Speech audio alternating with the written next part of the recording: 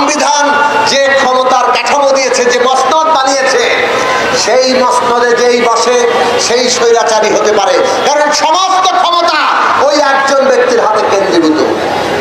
উপরে আল্লাহ আর নিচে বাংলাদেশের প্রধানমন্ত্রী। বহুবার এই কথা আমরা বলেছি, আপনাদের সামনে বলেছি।